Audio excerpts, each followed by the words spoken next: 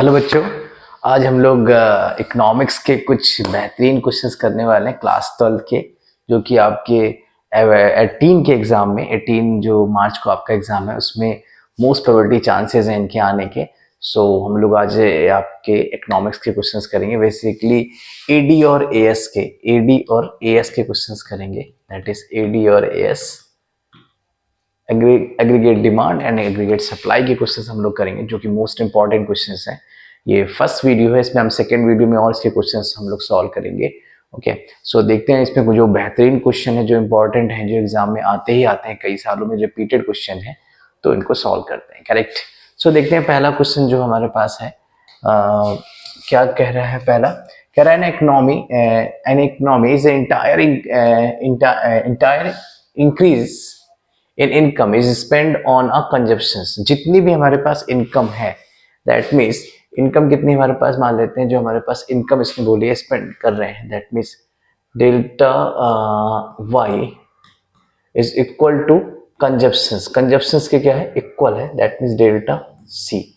दोनों के पार्ट क्या है? इक्वल है। अगर दोनों की जो कंजप्शंस और आपकी इनकम का जो चेंज है बेसिकली इंक्रीज हुआ है, जब भी इंक्रीज की बात करेंगे दैट मीन्स चेंज की ही बात कर रहा है, तो ये दोनों क्या है? सेम है। तो कह रहा है what will be the multiplier. Multiplier में क्या होगा? मल्टीप्लायर क्या होगा? जैसे कि आपको पता है मल्टीप्लायर का फॉर्मूला क्या होता है? के इज इक्वल टू, दो फॉर्मूले होते हैं, MPS is equal to 1/1 minus MPC.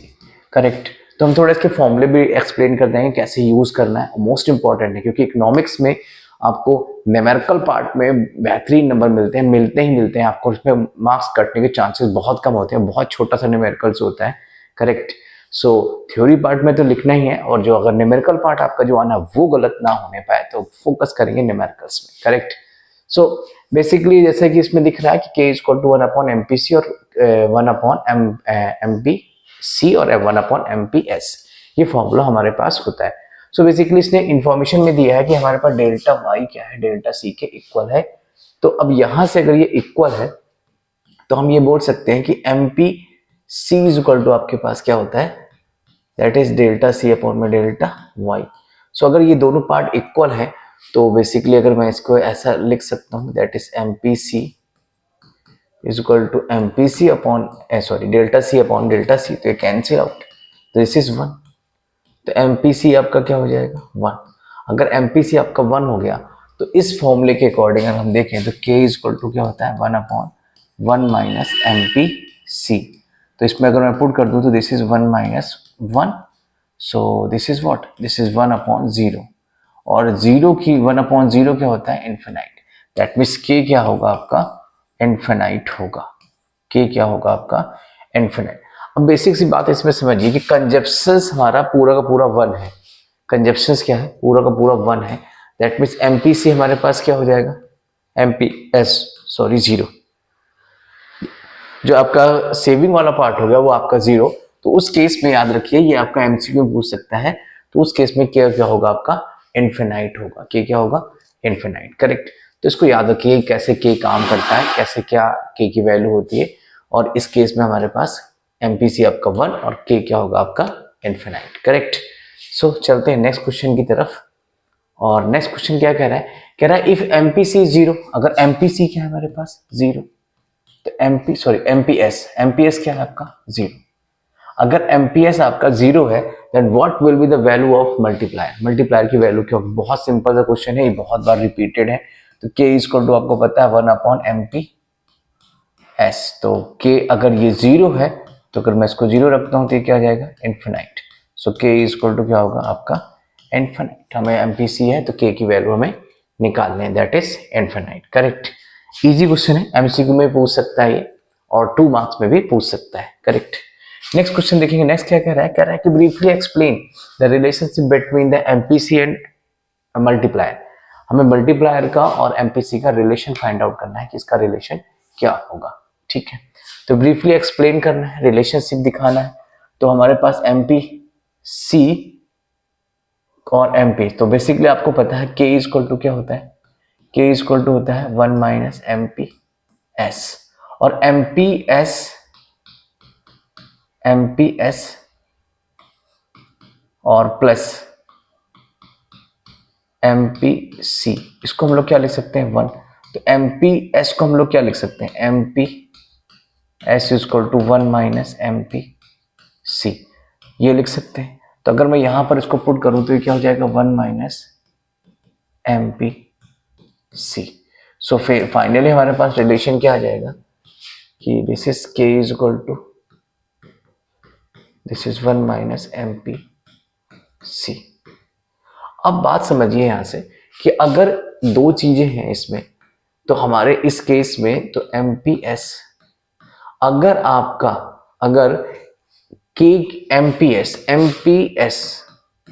इसकी वैल्यू अगर बढ़ेगी, इसकी वैल्यू क्या होगी बढ़ेगी, तो K की वैल्यू क्या होगी घटेगी, क्योंकि नीचे वाला बढ़ेगा तो ऊपर वाला पूरा का ओवरऑल वैल्यू क्या हो जाएगी घटेगी। तो इस केस में अगर MPC बढ़ेगा, MPC क्या हो इंक्रीज हो, MPC क्या हो इंक्रीज, तो ओवरऑल वैल्यू क्या हो जाएगी छोटी, ओवरऑल वैल्यू छोटी तो K भी क्या होगा बढ़ेगा। तो ये बात जरूर याद रखिएगा कि अगर इस केस में ऐसा होता है और उसको एक्सप्लेन करने के लिए जा सकता है, और उसने बोला ब्रीफली एक्सप्लेन करिए कैसा रिलेशन है इसमें, तो अगर ये बढ़ता है तो ये क्या होगा आपका बढ़ेगा, और इस केस में ये बढ़ेगा तो ये क्या होगा आपका घटेगा। तो रिलेशन ध्यान रखिए और उसका एक्सप्लेनेशन भी ध्यान रखना है, करेक्ट। सो चलते हैं नेक्स्ट क्वेश्चन की तरफ। क्वेश्चन नंबर नेक्स्ट क्या कह रहा है, नेक्स्ट क्वेश्चन कह रहा है कि an economy in the plan is increase income is 2000 crore and MPC हमारे पास इंक्रीज इनकम दिया, दैट मींस डेल्टा वाई दिया है। डेल्टा वाई कितना दिया, दिस इज 2000 और कह रहा है कि MPC कितना दिया 75। तो MPC कितना है, MPC 75%, that means what 70 upon 700, 75 upon 100, this is 0.75, correct. और कह रहा है entire increase in investment is required to achieve the targeted increase in income. हमें क्या निकालना है डेल्टा आई निकालना है, डेल्टा आई फाइंड आउट करना है। तो क्योंकि हमें इंक्रीज ये निकालना है इन्वेस्टमेंट, कितना इन्वेस्टमेंट इंक्रीज होगा। सो बेसिकली हमारे पास MPC दिया हुआ है, तो MPC से क्या मैं K निकाल सकता हूँ, K इक्वल टू क्या होता है 1 माइनस MPC। तो 1 माइनस MPC कितना है 0.75। सो यहां से आप देखो तो ये कितना आ जाएगा 1 अपॉन 1 माइनस, सॉरी 1 से इसको माइनस करोगे कितना आएगा 0.25, और इसको अगर हम 0 हटाएं तो ये 0 ऊपर आ जाएगा, ये पॉइंट हटाएंगे तो इससे कैंसिल, दिस इज 4। तो K की वैल्यू कितनी आ गई मेरे पास 4, K की वैल्यू कितनी आ गई 4। अब मुझे क्या निकालना है यहाँ से, मुझे निकालना है K इज इक्वल टू आपके इन्वेस्टमेंट, तो इसका फॉर्मूला होता है डेल्टा वाई अपॉन में डेल्टा आई। तो K की वैल्यू कितनी है मेरे पास, K कितना है दैट इज 4, और डेल्टा वाई कितना है डेल्टा वाई तो मेरे पास 2000 और डेल्टा आई मुझे निकालना है। तो delta I is equal to क्या आ जाएगा, this is delta I is equal to 2000 divide by 5, sorry 4, so this is cancel out, this is 500, so delta I is what, this is 500, correct. तो इस तरह से हम इसको डेल्टा वाई को फाइंड आउट कर सकते हैं। ये बहुत इंपॉर्टेंट क्वेश्चन है, रिपीटेड है, इसको एक बार अच्छे से करिएगा, करेक्ट।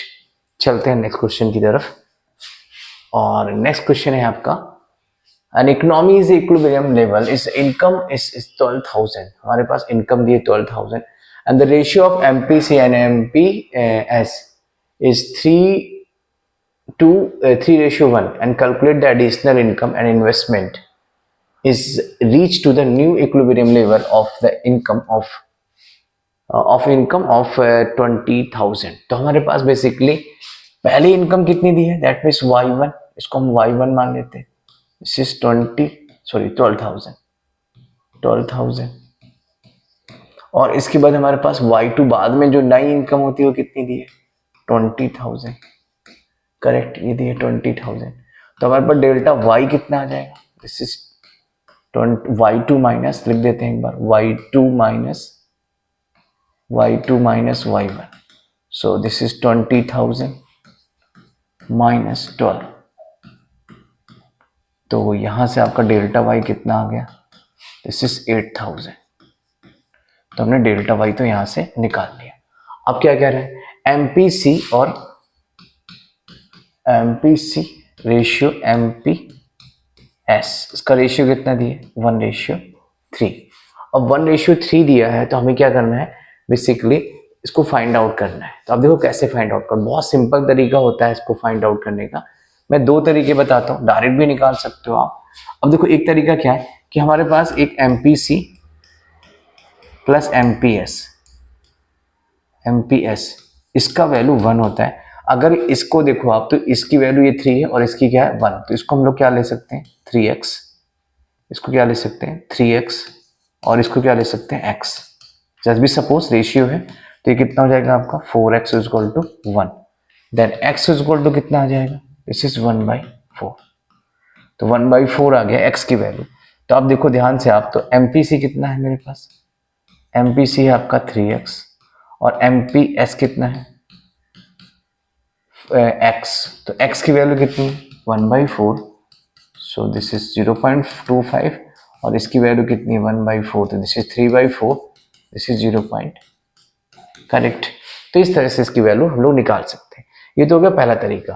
अब दूसरा तरीका देखो, अगर आपको डायरेक्ट निकालना है तो डायरेक्ट अगर मान लीजिए हमारे पास एमपीसी रेशियो एमपीएस दिया हुआ है, this is 3:1, correct 3:1।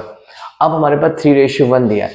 Generally total हमारे पास कितना परसेंट होता है, परसेंट में हमें फाइंड करना है 100% होता है। तो 100 डिवाइड बाई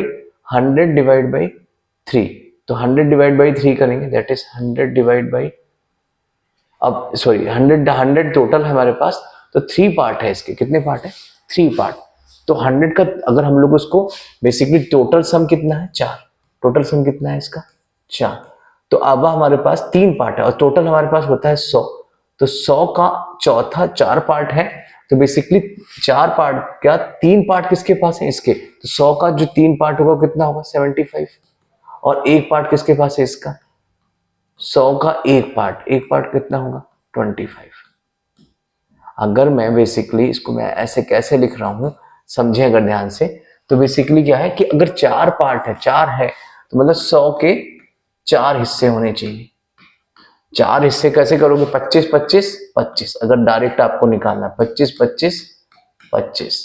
तो अब देखिए 3 हिस्सा किसके पास है एमपीसी के पास, तो 3 हिस्से ही हो जाएंगे, दैट मीन 75 और 1 हिस्सा ही है दैट इज 25।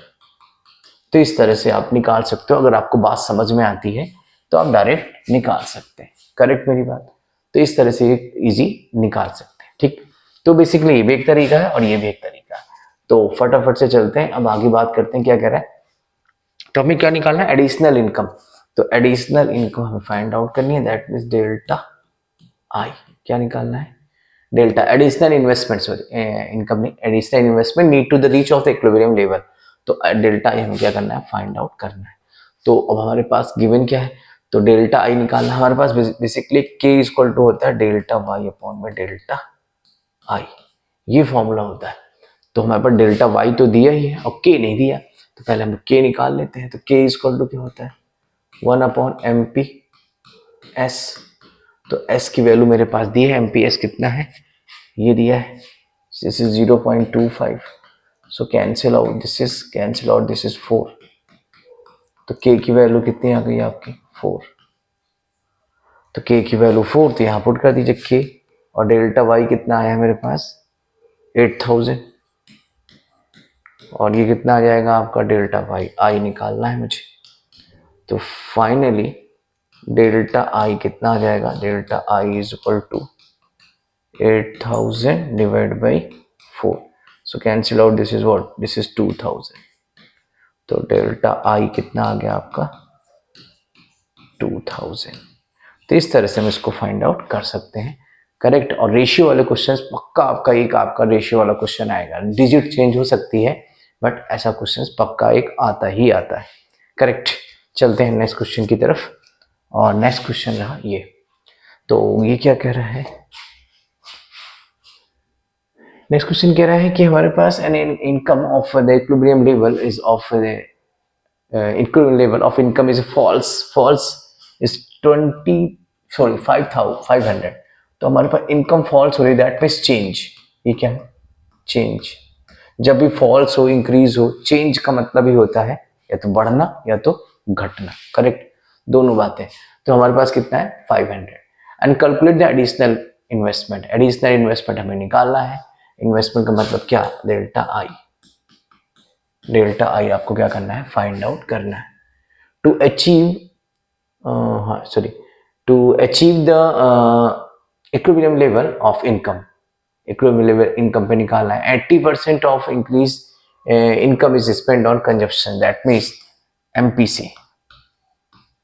कंजप्शन में कितना दिए?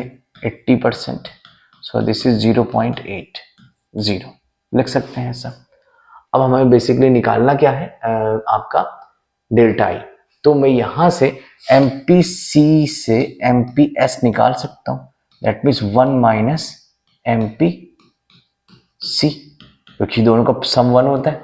सो 1 माइनस एमपीसी कितना? 0.080, this is 0.20, this is MPS. और एमपीएस से मैं के निकाल सकता हूँ, K equal to 1 upon MPS, this is 1 upon 0.2, तो कैंसिल करेंगे तो कितना आ जाएगा? This is 5। फाइनली के की वैल्यू कितनी आ गई आपकी? के की वैल्यू कितनी आ जाएगी? 5। के की वैल्यू आ गई आपकी 5। अगर के की वैल्यू मेरे पास 5 आ गई, के की वैल्यू क्या आ गई? 5। अब के की वैल्यू निकल आई तो क्या के इक्वल टू क्या होता है? This is delta Y upon में डेल्टा आई। तो के कितना मेरे पास? 5, और डेल्टा आई डेल्टा वाई कितना है? 500, और मुझे ये निकालना है। So delta I is equal to 500 upon 5, this is what? 100। So delta I कितना? 100। ये भी क्वेश्चन ऐसा पूछा जाता है, बहुत इंपॉर्टेंट है, तो इसको भी जरूर लगा लेगा। डेल्टा आई हमें फाइंड आउट करना है, तो इस तरह से हम इसको फाइंड आउट कर सकते हैं। ठीक है, सो चलते हैं नेक्स्ट क्वेश्चन की तरफ। और ये रहा नेक्स्ट क्वेश्चन। ये भी बहुत इंपॉर्टेंट क्वेश्चन है, ये भी कई बार पूछा गया है। क्या कह रहा है?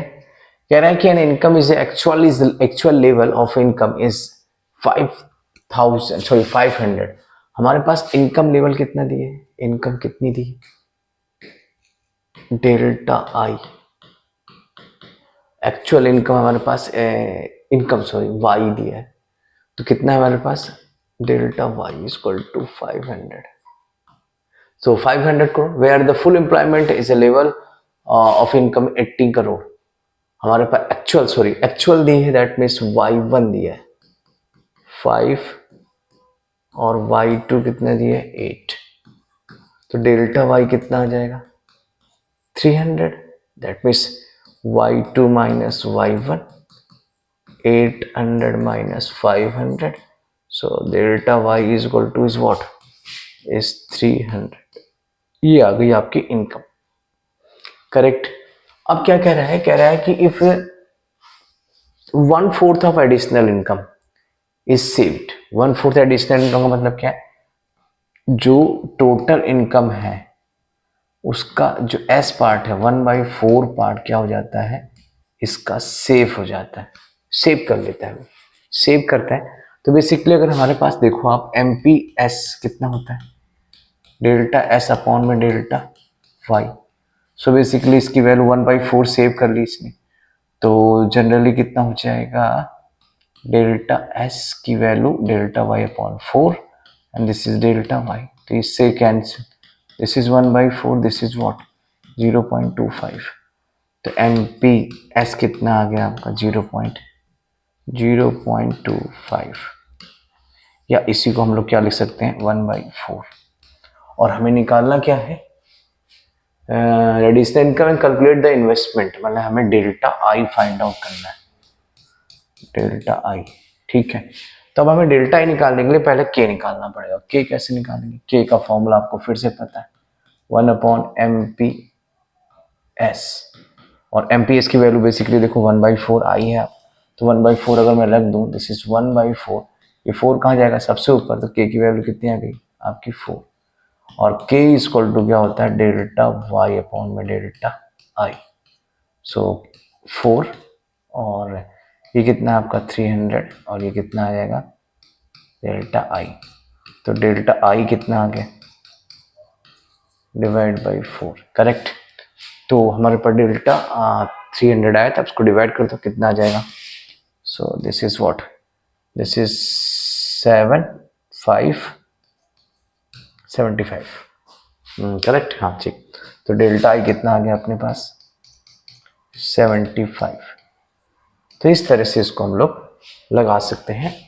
हमें आपके एडिशनल इंक्रीज इन्वेस्टमेंट रिक्वायर्ड करना था, इन्वेस्टमेंट हमारे पास आ गया ये। तो इस तरह से ये क्वेश्चन लगा सकते हैं और इसके बेसिक फॉर्मूले मैं आपको प्रोवाइड कर दूंगा जिसकी बेसिक फॉर्मूले हैं। तो ये क्वेश्चन आज के वीडियो के लिए इतना ही है, इसमें कुछ इंपॉर्टेंट क्वेश्चन है और कल की वीडियो में मैं नेक्स्ट वीडियो में आपको इसके जो फंक्शन वाले क्वेश्चन हैं जनरली मैं आपको बता देता हूँ कौन कौन से किस तरह के फंक्शन वाले क्वेश्चन होते हैं। जो पहला आपका एक फंक्शन होता है C is equal to C plus B Y, और एक क्वेश्चन आपका इसमें बनता है ये वाला part 1 minus B. Basically B क्या है यहाँ पर, that is M P C, और 1 माइनस बी क्या है 1 minus B, 1 minus M P C रख सकते हैं, इसी को लिखते हैं एम पी एस। तो ये बात, ये वाले जो फॉर्मूले हैं इससे रिलेटेड जो क्वेश्चंस बनते हैं मोस्ट इंपॉर्टेंट क्वेश्चंस होते हैं, ये मैं आपको नेक्स्ट वीडियो में प्रोवाइड कर दूंगा जो कि इंपॉर्टेंट है, कुछ सेलेक्टेड क्वेश्चंस, करेक्ट, और कुछ नेशनल इनकम के क्वेश्चंस। तो ये जरूर लगा के जाइएगा। बाकी मिलते हैं नेक्स्ट वीडियो में। और हाँ, ये अगर वीडियो आपको इंपॉर्टेंट लगे और आपको समझ आए तो अपने दोस्तों को शेयर करिए जिससे उनको भी थोड़ा इजी हो। मैथ्स ये मार्क्स है इसमें, जो यहाँ कंफर्म मार्क्स है कि आपको मिलने ही मिल रहे हैं कंफर्म मार्क्स, तो इसको अचीव कर सके और आपका इकोनॉमिक्स का पेपर बेहतरीन जा सके। ओके, सो मिलते हैं नेक्स्ट वीडियो में। Thank you.